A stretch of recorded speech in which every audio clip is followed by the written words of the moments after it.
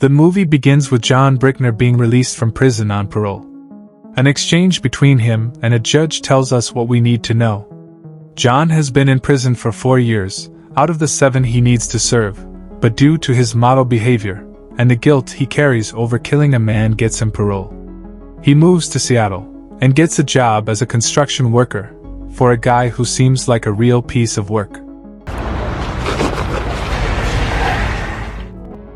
That night, he is at a bar, and notices the bar waitress being harassed by a couple of drunk guys, and being the chivalrous man that he is, makes the guy apologize, and then promptly kicks him out. Weed eater. Great. Hey,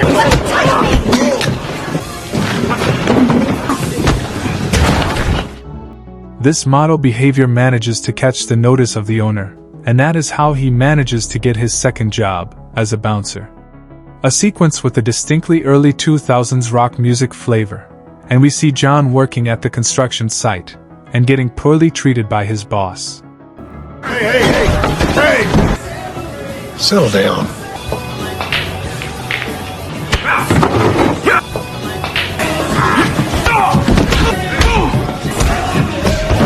Lord split you. This impressive ass-kicking makes a guy approach him, and offers John a job, which he declines. Hey, I knew I could make some money. One day, while working at the construction site, John is approached by the wife of the man he killed. Veronica tells him she wrote to petition for his parole.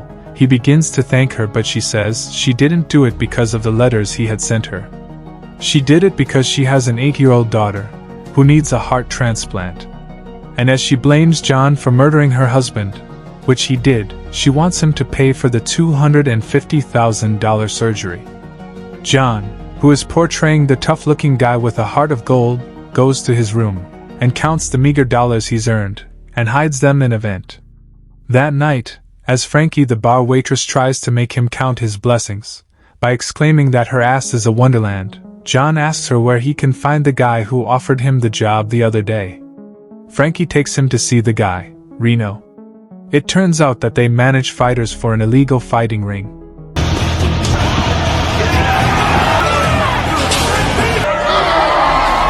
He represents the holy grail of underground fighting. Oh, thanks. When he sees what the job is all about, John refuses.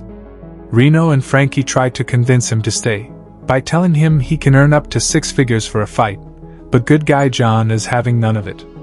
Back at his job the other day, the boss,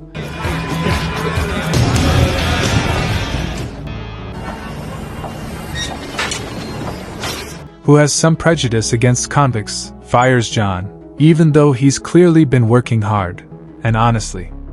Ironically, the boss suffers from a heart attack right then and there, and John saves his life while the paramedics arrive.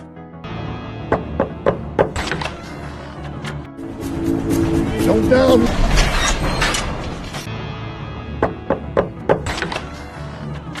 That night, he goes to visit Veronica, to tell her he won't be able to pay for her daughter's surgery. Veronica starts yelling at him, and brings out the letters he had written to her from prison, offering to help. Sarah, the daughter, walks out due to all the commotion, and is told to go back to bed. Sarah instead introduces her pet to John, and instantly that melts his already gooey heart, and he tells Veronica he'll see what he can do. John visits the fighting ring, and is able to fight in his first fight as a sub for a guy who passed out. Let's get it on. Do whatever you gotta do, get yourself ready, okay? Wolfie, you know the rules. I'm assuming the fight starts when you hear the horn.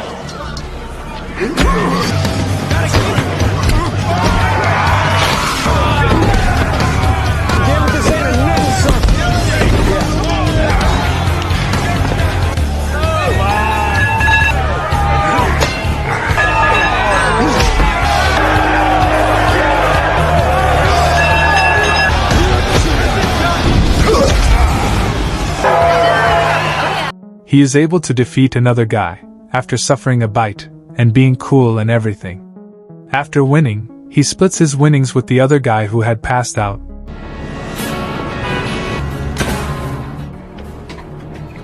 You gotta keep tip-top. The next day, when John returns from his run, he finds Reno and Frankie in his room. They've already found his stash of money, and tell him, in order to participate in more fights, they need more money. Money that they would have had, if John hadn't split his earnings with the other guy. They go and talk to a guy called the Deacon, who is something of an investor. Reno wants Deacon to give John a chance, because he's good, but Deacon says no one can trust John, because there is no long-term guarantee. John asks to talk to him alone, and after the Deacon gives him a half-hearted religious analogy, it's clear that just like most things in life, the Deacon will take money. Reno pawns off his father's cufflinks to get some money, and then they visit a guy, Nestor. Reno owes him some money, and Nestor has had enough of Reno. He tells his men to kill him, when John interjects and makes a deal with him. The loser pays 10 grand. Nestor agrees, and we see what is supposed to be a badass fight between John and Nestor's guy, as they fight surrounded by dogs, who will bite if they get too close. Come on, John! Come on, John, you got it! He's nothing!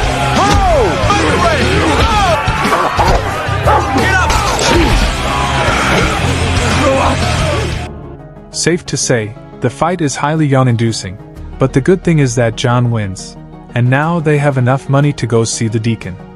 John then gets a call from Veronica, whose name on the caller ID prompts Frankie to ask John who she is. Did we mention why Frankie hangs out with Reno?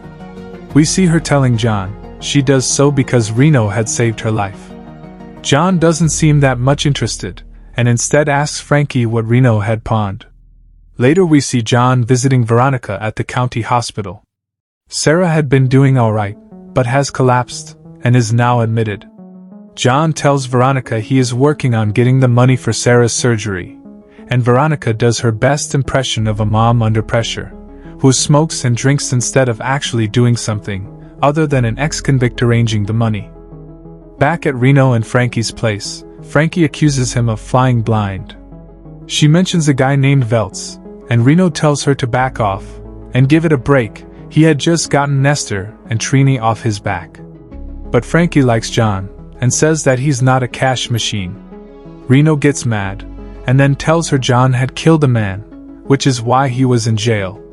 He asks her if she thinks he could be one of the good guys, and also that they need him to pay off their debts. John overhears all this but doesn't react. We are then treated to John taking part in various fights and winning them all. So forget about it, didn't I?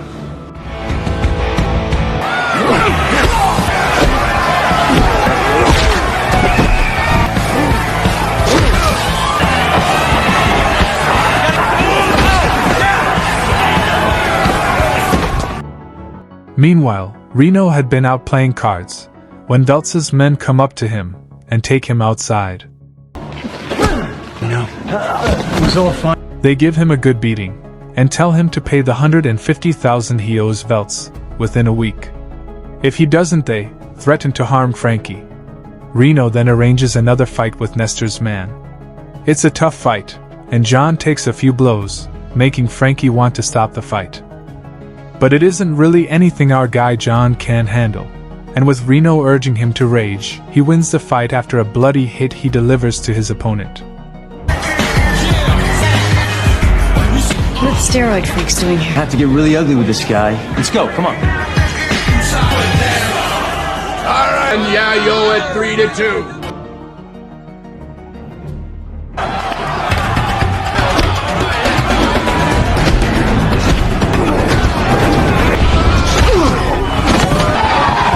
Can't stop.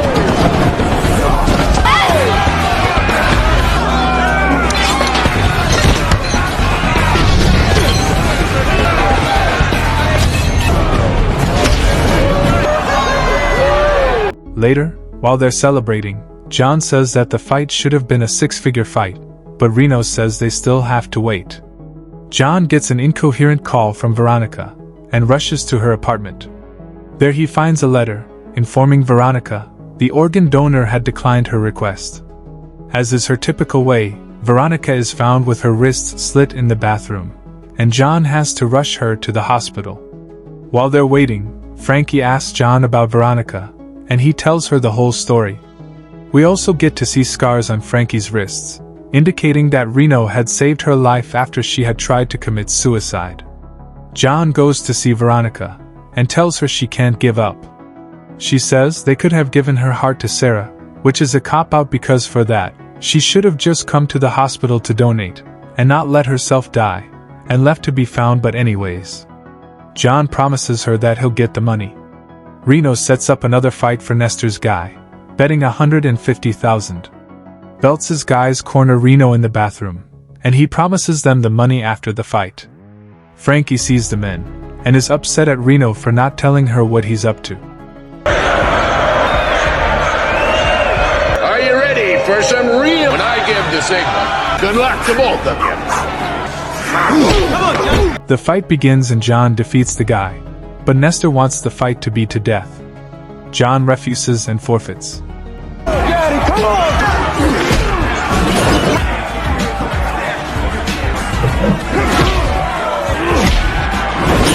It fits harder than that.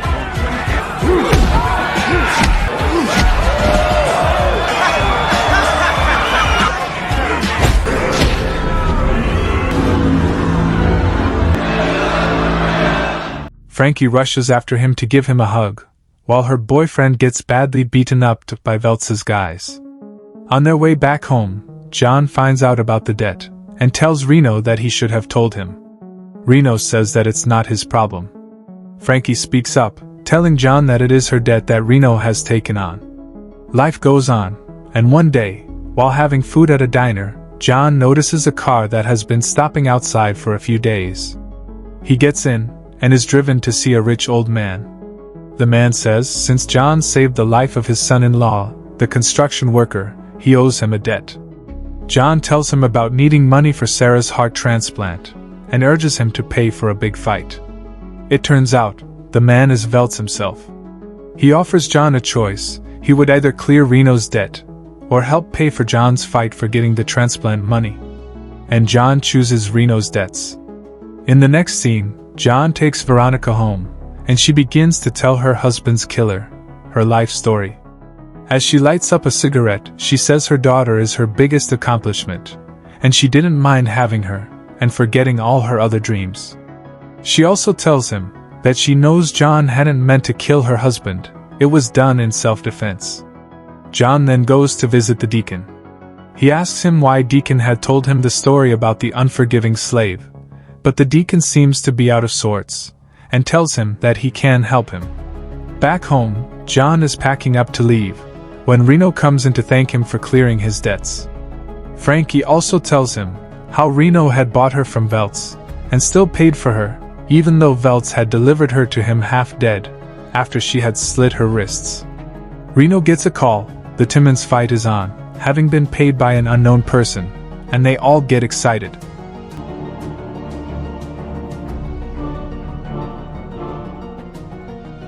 Start the fight when I give the... Come on, John! John, your hands up! Going outside of the ring, John. You gotta take it.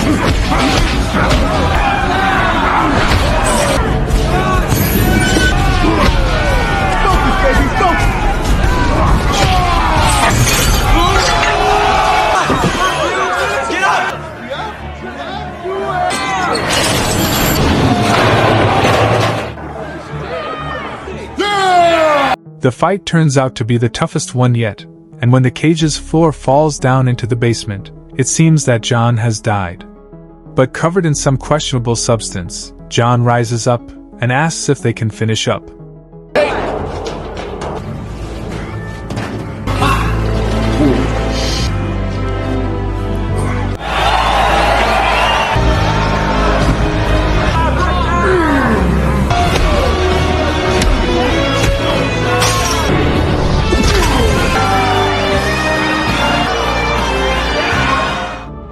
He ends up winning the fight, and Reno comes up with his name, The Damage. He gets Veronica a donor for her daughter, and also gives Reno his father's cufflinks back, which he had bought for him from the pawn shop. There is a super awkward hug, before they start walking, and all is good in the world. The end. Thank you for watching. Subscribe if you'd like to see more videos like this. Turn on the notifications, and leave a like to help the channel out.